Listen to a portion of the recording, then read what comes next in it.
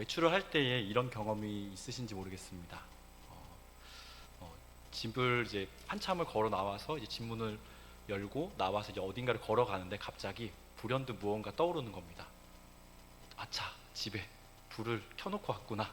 가스불을 켜놓고 왔구나. 이게 생각이 난 경험이 한두 번씩은 있으시죠? 네, 그래서 이게 켜졌는지 안 켜졌는지 확인을 해야 되겠다는 생각에 집으로 다시금 돌아갔던 경험들이 한 번 이상은 다 있으신 것 같습니다. 오늘 표정을 보니 네, 제 얘긴데요 라는 표정이신데요. 네, 그럴 때마다 혹시 어떻게 반응하시나요? 내 나쁜 기억력을 탓할 때도 있고 또 부주의한 내가 조금 더 신경을 써야겠다라고 생각할 때도 있을 것입니다. 그런데 이제는 돌아가지 않아도 돌아갈 필요가 없습니다. 왜냐하면 우리가 가지고 있는 스마트폰이 인터넷에 연결이 되어 있으면 그 사물 인터넷을 쓰고 있는 분이시면 다 조정을 할 수가 있기 때문이죠. 그래서 가스불도 끌 수도 있고 또 집에 보일러도 미리 데워 놓을 수도 있고 요즘에 정말 좋은 시대를 우리가 살아가고 있습니다. 그래서 추운 겨울날 집에 이제 전화해서 야, 나 이제 들어갈 거니까 온도 따뜻하게 해놔라 이렇게 하지 않아도 핸드폰으로 이제 조작을 하면 충분히 다 가능한 시대를 살아가고 있습니다. 정말 참 편리한 시대를 우리가 살아가고 있다라는 생각을 하는데요. 이러한 것이 가능한 이유는 앞서 말씀드렸던 것처럼 우리 집에 있는 사물과 인터넷이 연결되어 있기 때문입니다. 그래서 내가 어디에 있든지 스마트폰의 앱을 통해서 켜고 끄고 또 조절 온도도 올렸다가 내렸다가도 할 수 있는 것이죠. 이제 기술이 점점 좋아지고 또 인터넷 속도가 빨라지면서 여러 가지 다양한 기술들을 우리 사회 가운데에서 연결만 되어 있으면 쓸 수 있는 것들이 참 많습니다. 그래서 요즘의 시대를 초연결 사회라고 부르는데요. 이 초연결 사회를 살아가면서 무언가 연결된다라는 것이 또 무언가 끊어진다라는 것이 참 힘들거나 또 때로는 연결되는 것이 참 편리하다라는 생각을 하게 됩니다. 그렇다면 또 영적인 세계 가운데에서는 무언가에 연결되는 게 가장 중요할까요? 그리고 무언가와 연결되지가 않고 끊어져 있을 때 어떤 불편함과 또 어려움이 있을까요? 오늘 요한복음 말씀은 우리가 너무 잘 알고 있는 것처럼 그 포도나무에 대한 비유의 말씀입니다.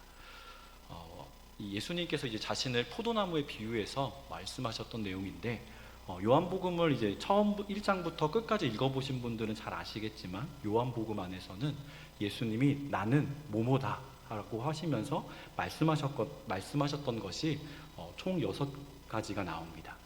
그래서 6장에 보시면 생명의 떡이다 라는 예수님이 나는 생명의 떡이다 라고 말씀하시고 그 말씀하셨던 이유는 예수님께서 이 땅에 오신 목적이 이 세상 가운데 살아가고 있는 하나님의 백성들을 배부르게 먹이시기 위해서 오셨다라는 것을 예수님의 그 비유를 통해서 말씀하시는 것이고 요한복음 8장에서는 예수님께서 자신을 세상의 빛이라고 말씀하셨습니다. 그래서 예수님께서 오신 이유는 이 땅 가운데 있는 어둠을 내몰고 쫓아내기 위해서 이 땅 가운데 오셨다라는 것을 이 비유를 통해서 말씀하십니다.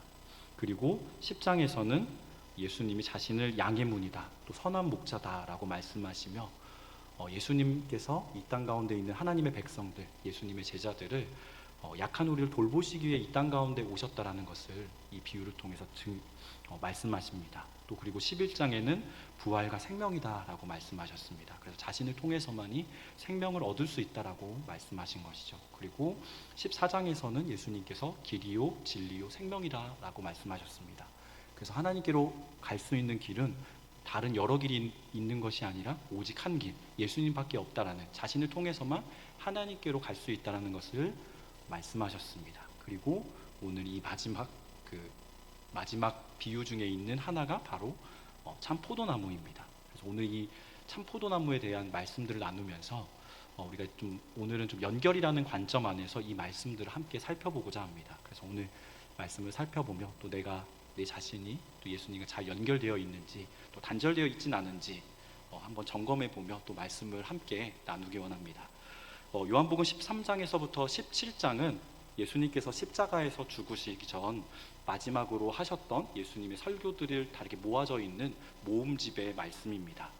그래서 특별히 오늘 우리가 읽었던 이 15장의 말씀은 그 앞장 13장에서 예수님께서 제자들의 발을 씻기시고 또 가룟 유다가 배반하실 것을 예언하시고 그 이후에 예수님께서 이제 골고다 언덕으로 가셔서 기도하시고 또 이제 그 나가시는 그 여정 가운데 기록되어 있는 말씀입니다. 그래서 이 앞장에 있는 14장의 마지막 절과 이 내용들을 살펴봤을 때 예수님께서 제자들과 이제 성만찬을 나누시고 집을 나와서 예수님이 잡히셨던 그 기드론 시냇가로 이동하는 중에 전하신 말씀일 것이다라고 추정을 합니다. 어쩌면 예수님은 이 요한복음에 나와 있지는 않지만 수많은 나무 사이를 지나가시면서 오늘 이 포도나무의 비유의 말씀을 하셨는지도 모르겠습니다. 구약 성경에는 이스라엘 백성들을 포도나무로 표현하고 하나님을 농부로 표현하고 있는 말씀들이 참 많이 있습니다. 이 말씀을 듣는 예수님의 제자들은 자연스럽게 구약 성경에 나오는 포도원 그리고 포도나무와 관련된 여러 구약의 말씀들을 떠올렸을 것입니다. 오늘 우리가 읽고 있는 이 말씀은 굉장히 간단한 구조로 되어 있는데요. 조금 전에 화면에 나왔던 것처럼 예수님은 참 포도나무, 하나님은 농부, 너희는 가지다라고 말씀하고 있습니다.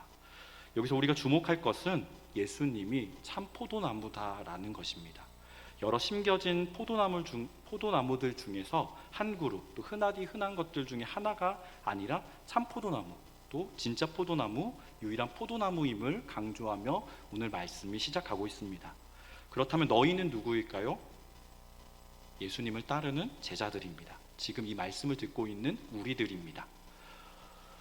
요한복음 15장에서 1절에서 8절까지의 이 말씀은 두 가지의 말씀이 계속해서 대조를 이루면서 반복되는 구조로 이루어져 있는 말씀입니다.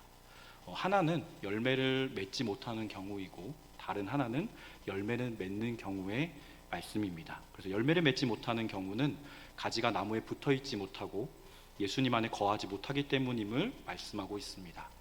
그리고 열매를 맺는 경우는 가지가 나무에 붙어 있고 예수님 안에 거하기 때문에 열매를 맺는다라고 말씀합니다. 열매가 맺지 못하는 경우는 가지가 나무에 붙어 있지 못하고 예수님 안에 거하지 않기 때문이라고 말합니다. 그렇다면 예수님께서 왜 제자들에게 이런 말씀을 하시는 걸까요? 제자들은 이미 예수님 곁에서 3년을 따라다니면서 예수님과 함께 먹고 또 함께 고통도 당하고 또 힘든 여정 가운데 전도하며 함께 하셨는데 왜 이 예수님의 제자들에게 제일 가까이 있었던 그 제자들에게 오늘 이 말씀을 하시는 것일까요? 우리나라 속담에 서당계 3년이면 풍어를 읊는다는 속담이 있습니다. 어쩌면 예수님의 제자들이 3년을 예수님을 따라다니면서 예수님의 행동, 또 말투, 습관 등을 닮아가기에 참 충분한 시간들을 보냈을 것입니다. 그래서 뒷모습을 볼 때 얼핏 봐서는 예수님인지 또 예수님의 제자들과 분간이 안 됐을지도 모르겠습니다. 예수님과 똑같이 먹고 마시고 또 걷는 모습도 많이 닮았을 것입니다. 그래서 겉으로 봤을 때는 참 예수님과 이 사람은 연결된 사람이다라고 말할 수 있는 사람들일 것입니다. 그런데 왜 이들에게 열매를 맺는 가지와 열매를 맺지 못하는 가지의 말씀을 예수님께서는 하시는 것일까요? 그것은 제자들이 나무에 붙어 있어도 열매를 맺지 못하는 가지일 수 있다는 것을 알려주기 위함입니다. 가지가 나무에 붙어 있다고 해서 교회 와서 예배 드린다고 해서 참 포도나무이신 예수님과 연결된 것은 아닐 수 있다는 것입니다.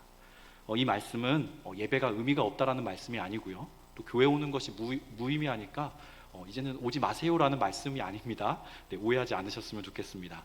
오늘 예수님이 말씀하시는 이 열매 맺는 가지, 열매 맺지 못하는 가지는 주일에 한 번 예배드리고 또 교회 오는 것을 넘어서는 의미를 담는 말씀입니다.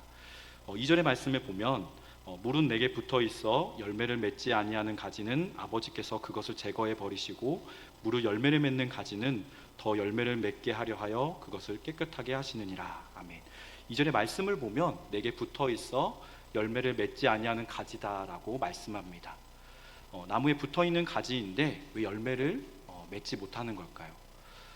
한번 그 과학 시간은 아니지만 초등학교 그 자연 시간은 아니지만 그 식물의 구조를 이렇게 생각해 보시면 참 좋을 텐데요.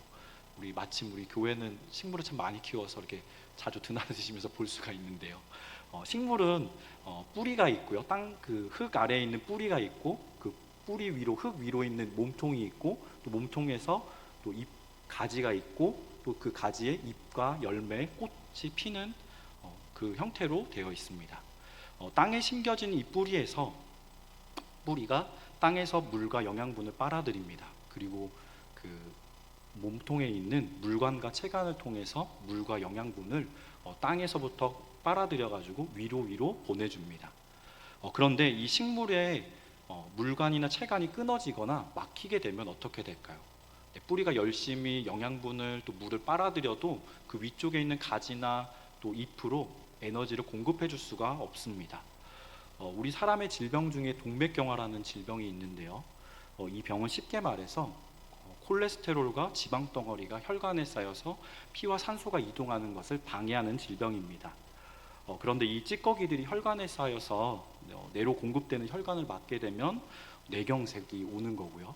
또 심장으로 가는 혈관을 막게 되면 심근경색으로 사망에 이를 수도 있습니다.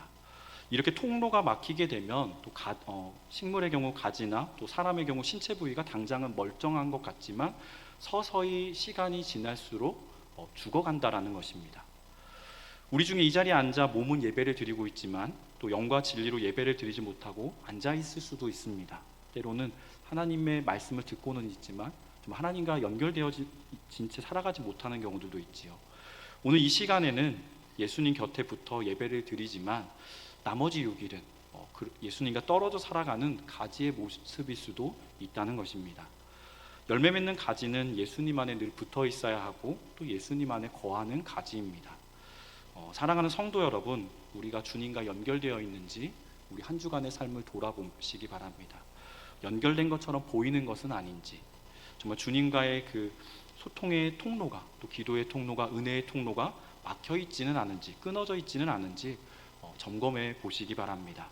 그래서 주님으로부터 공급되는 은혜와 또 말씀이 잘 우리에게 공급되어져서 그 말씀의 은혜를 받고 살아가고 있는지 확인해 보시기 바랍니다. 6절의 말씀에 보면 사람이 내 안에 거하지 아니하면 가지처럼 밖에 버려져 마르나니 사람들이 그것을 모아다가 불에 던져 사르느니라. 아멘.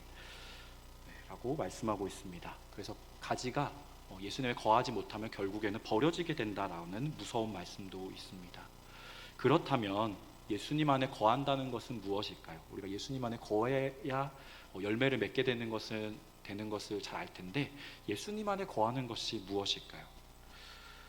보통 거한다는 말은 어디에 쓰시나요? 우리가 어디에 살고 있다, 또 어느 동네에 머물고 있다 등의 의미로 쓰이곤 합니다.